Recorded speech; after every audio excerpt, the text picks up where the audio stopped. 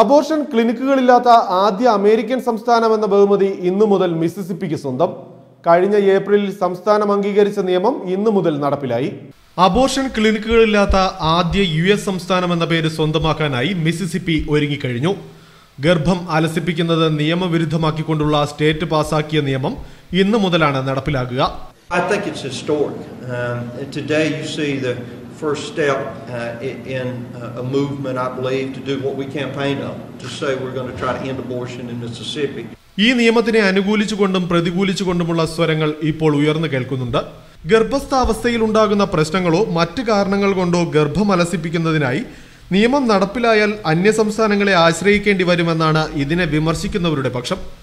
മിസിസിപ്പിക്ക് പുറമെ കെൻസാസും ഒക്ലഹോമ എന്നീ സംസ്ഥാനങ്ങളും അബോർഷൻ കുറയ്ക്കുന്നത് സംബന്ധിച്ച് ഗൗരവമായി ചർച്ച ചെയ്തു വരികയാണ്.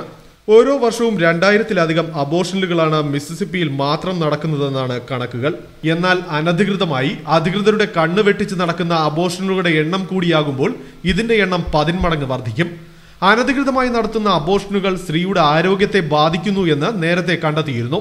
അബോർഷൻ ക്ലിനിക്കുകൾ അവസാനിപ്പിച്ചുവെങ്കിലും അംഗീകൃത ഫിസിഷ്യന്മാരുടെ സഹായത്തോടെ പ്രാദേശിക ആശുപത്രികളിലും ഇതിനുള്ള സൗകര്യം നൽകുന്നുണ്ടെന്നാണ് അധികൃതരുടെ അവകാശവാദം. A lot of facilities like hospitals and so forth, no doubt, don't want to, from this standpoint, look up to be labeled as the one facility that is hospitable to providing abortion.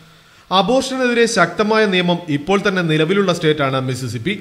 ഗർഭം അലസിപ്പിക്കുന്നതിന് മുമ്പ് 24 മണിക്കൂർ waiting പീരീഡായി ഇവിടെ നിലനിൽക്കുന്നുണ്ട്. പ്രായപൂർത്തിയാകാത്ത അമ്മമാർക്ക് ഗർഭം അലസിപ്പിക്കാൻ രക്ഷിതാക്കളുടെ അനുമതിയും ഇവിടെ നിലനിൽക്കുന്നുണ്ട്. റിപ്പബ്ലിക്കൻ പാർട്ടിക്ക് മഹാഭൂരിപക്ഷമുള്ള ഭരണസമിതി കഴിഞ്ഞ ഏപ്രിലാണ് പുതിയ നിയമം സംബന്ധിച്ച ബില്ല് പാസാക്കിയത്.